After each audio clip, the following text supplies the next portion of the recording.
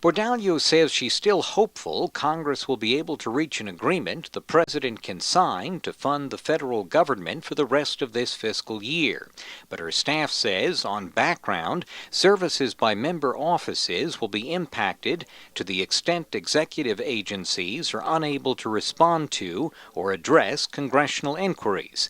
Meantime, individual offices have the discretion to decide the level of full-time, permanent staff that will continue to work if there is a shutdown. While members of Congress are expected to be paid, staff pay could be deferred depending on the office and then paid later retroactively.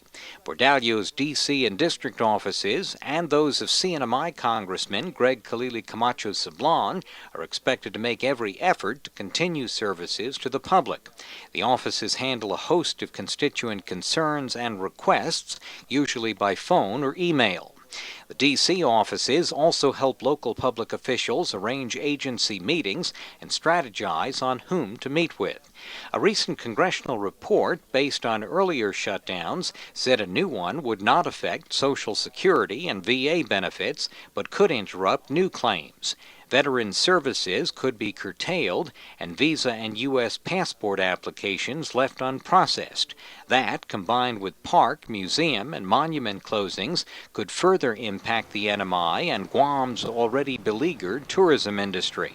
The U.S. lost some 9 million visitors in a prolonged shutdown in '96. Even if there is a budget deal this week, it must win rank-and-file support from conservative Tea Party Republicans in the House, many whom refuse to compromise for fear of losing on bigger issues of 2012 funding and whether to raise the federal debt limit later this spring. And unless the GOP decides to break its own rules, a deal would have to be public for 72 hours till Friday before it can be taken up on the House floor.